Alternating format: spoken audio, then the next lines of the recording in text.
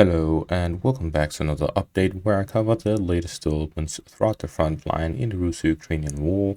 It is your host Weeb Union, and in this one we start out with the most crazy developments I've seen in a while, and that is Russian forces are present within the northern parts of Kam'yans'ke. It seems they have crossed through the dam here by the Dnieper River and have entered into the residential area of Kam'yans'ke in the Dacha area in the west, and this is confirmed with this geolocated footage. I wouldn't have believed this if there wasn't footage to accompany it, because how did Russian troops go across the canal without getting detected? Or if they did get detected, it's crazy that they managed to survive it, and then they managed to enter the Dacha area, drop off some units. The reason I call it a crazy advance and not a significant advance is because I don't really understand how this will help the Russian forces. I understand going over and crossing who are allowing to get a foothold and then developing an offensive operation here would be significant, but it's difficult to see how they will do so unless the Ukrainians simply are not defending this area.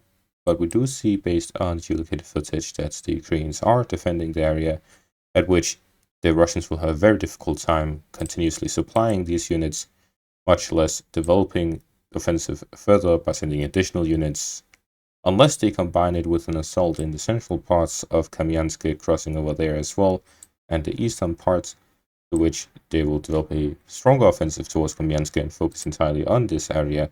At that point, it would make sense, but we are seeing no signs of that so far. Therefore, based on this singular advance, which has happened, it will remain a crazy advance until it is clarified. Moving on to the Antonivka direction, because now the Russians are also attacking from the northern bank of the river line towards Antonivka, all the way to the outskirts of it. So the Russians have managed to reach the outskirts of not just Katerinivka, but also Antonivka in the north. This is also confirmed with geolocated footage, but the Russians are generally fighting towards both settlements at the same time. Here it could be clear that the Russian objective is to cut off the supplies from the southern direction, and with the fighting over the fortified positions in the northern direction, they'll be cutting off both supply lines towards the fortified positions of the Ukrainians here north of Konstantinivka. But this also means that the Russians have Ukrainian forces in their backs, with fortified positions under their control. So unless there's heavy fighting over these fortified positions, as Russians already have the front line near them, then this is a risky position to take up. But it can also lead to a very successful pincer maneuver, where the Russians will be attacking both from the northern and southern sides at the same time, especially considering that the Russians started from the south. Some Ukrainian forces could have been redirected to the southern direction, at which the Russians found a gap and attempted to exploit it.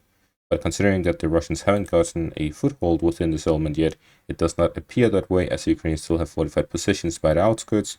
Therefore, the situation likely is that the Russians determined that they would be attacking both settlements at the same time, due to them seeing the situation in their favor considerably enough so that they can do so, as it is a more risky maneuver to do both at the same time instead of concentrating their forces in one place. But now that we have seen that the Russians generally have more units available than the Ukrainians, especially following the capture of Volodar, which switched the situation around from a position where the Ukrainians could face off against maybe 5 times as many Russian forces due to the effectiveness of the fortified positions and the settlement itself and as a natural barrier.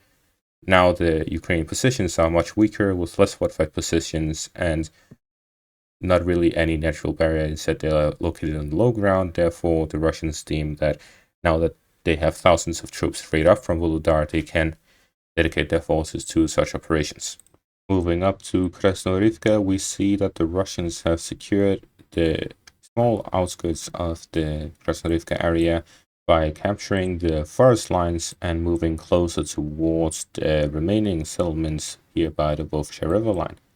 The Russians are here continuously launching operations on the northern bank of the river line here, as well as along the road, to cut off any Ukrainian forces that remains within this pocket, whether they be in the forest lines or some defensive positions that haven't been mapped out.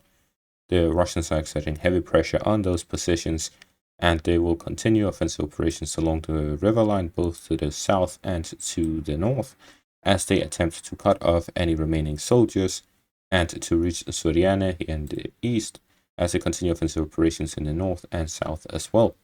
The Russians continue their pressure all across the front line, while they attempt to cut off the Ukrainian forces by moving along the railways and directly south of Tsukurino.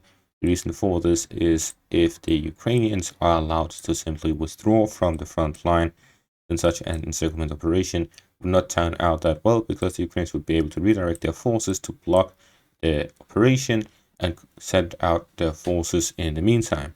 But if the Russians continues pressuring the Ukrainian positions all across the front line, at that point the Russians would be able to halt any Ukrainian withdrawal of the frontline troops, which would limit their ability to do exactly such an operation. Meanwhile, the Russians continue their offensive operations north of Hirnyk by capturing the forest lines here connected along the Pikrova River, getting so close to the road between Hirnyk and fortified positions here in the east by both having control over Anodivka in the southeast and now the forest lines in the northwest. The Ukrainians have very limited areas in which they can resupply their forces, so a siege over the fortified position has begun to prevent the Ukrainians from withdrawing or to resupplying, forcing them to be starved out in these fortified positions or to attempt a breakthrough back towards Hirnyk. This will allow the Russians to gain control over the crossing here by Anodivka by capturing these fortified positions and starting a proper battle over Hirnyk, which is being heavily bombarded. But again, this is a secondary objective. The main objective is to push down south from Tsukurino towards the Kursk direction by the Vovchi River line. Moving further north here in the direction of Terny, the Russians have restarted offensive operations in the direction of Novosadove and Terny, where they have managed to capture some of the Ukrainian positions in the fields and forest lines east of these locations. Following the capture of both Kam'yans'ke and Nevske, the Russians continued further south along the Siversk river line, exactly as I predicted. This is because the Russians, with these advances in the north, will have a strong flank in that direction. This means that their focus will be to flank the Ukrainian forces up against a firewall here in the north, where the Russians will be able to set up firing positions and support a Russian offensive towards Novosadove or Terny in general, as the Russians continue advancing along the river line. The river line is a very strong natural barrier, but having it to your rear actually gives you a massive issue, because it limits your abilities to resupply your forces on the, in this case, eastern bank of the river line, but also to limit any sort of rotation or withdrawal from these settlements. This means that with such operations, the Russians would have to push the Ukrainians up against the wall of the river line in the west and the wall of Russian forces in the north, which would cut off any of the Ukrainian positions within this pocket which would be created. And this is what they've been doing further north from Kam'yans'ke down to Nevske, and now in the direction of Novosadove and Terny as they continue pushing along the forest areas. The Russians will continue offensive operations on the eastern bank of the Siversk river line until they reach all the way down south towards Kursk, after which the operation would be to clear up the Kamenskoe forest area and then launch operations towards Liman to attempt to recapture the city, which will clear up a lot of the supply lines going towards Sloviansk, as well as allow the Russians to start bombarding Sloviansk again with the Severodonetsk river line in between the Russian and Ukrainian forces.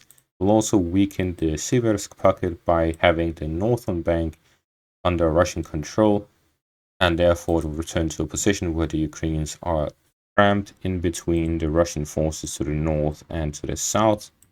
However, this situation would be worse for the Ukrainians, because now the Russians control Soledar, Rostalivka, Spirne, and several fortified positions the Ukrainians had in the southern flank of Siversk. If they then lose the northern flank as well, their supply routes, their escape route, anything you want to call this road between Siversk and Kramatorsk, would be very limited, and Russian offensive towards this supply line would completely cut off the Ukrainian forces within Siversk, Therefore, it is likely that the Russians will much more prefer fighting over Liman in the north than push through Siversk in the south, but similar to the Rokovo section of the front line, they will do both to prevent a Ukrainian withdrawal and to take most advantage of the possible success that can be built over such a battle. While the Institute for the Study of War claims that the Russians will soon run out of steam, it is unlikely, as the Russians are simply upscaling their offensive operations. In the Kursk section of the front line, we see that the Russians have made a small advance here outside of Kalinov with this geolocated footage, showing that they continue pressuring the Ukrainians here in the north as well. This is likely due to the stalemate that has reached the Russian counteroffensive here, but they have been unable to advance in the first week of October. While heavy fighting does continue in Lyubimovka and so on, here at the frontline settlements, the Ukrainians have redirected some of their forces from the north to cover the gaps in their defenses and strengthen it to prevent a Russian breakthrough. And this is what has allowed the Russians to recapture some territory in the north, as their Ukrainian positions there have been weakened. Here, just to the west of this, the Ukrainians have managed to recapture some forest lines and open fields here near the border area to secure the supply lines in and out of Bukhovka and Veseloe, as the Ukrainians may look to continue their offensive operations here by the Rushkovo district in the Kursk region. So we see the Russians and the Ukrainians continue their operations in the Kursk direction. Get a proper overview over exactly how these operations developed. There is this footage here, which is a mapping made by bar mapping covering the Ukrainian Kursk offensive from the first day until the 5th of October. And as we can see, the mapping of bar mapping is very accurate. They have been using the mapping of Syriac maps, DPA and me, and this is why the mapping is so accurate, because we only use the most accurate sources. So we see very interestingly that in general, the Ukrainians have been attempting to break through the Russian lines, but the Russians were very quickly to establish a front line, and following that, the Ukrainians struggled to make any breakthrough. Sometimes it advanced, but then the Russians would contain it. Then the Russian counter-offensive begins to recapture a significant amount of territory in the start to mid-September, but then they reach a stalemate there as well for the past 3 weeks. And there's been a lot of positional fighting here and there, but there's been no significant developments since. Make sure to check out Bar Mapping on YouTube. He's been making great time-lapse mapping using accurate information, which is unlike most of the other mappers on the Ukraine war who does this sort of animated mapping. This guy, he knows where the shit's at, so make sure to check him out, leave him a subscribe or whatever to help him out, as his work is greatly appreciated by me and hopefully by you as well. And that is going to be all for this update. Thank you all for watching. Make sure to leave a like, subscribe, and check out my Patreon for additional content. Thank you all for watching, and have a great day.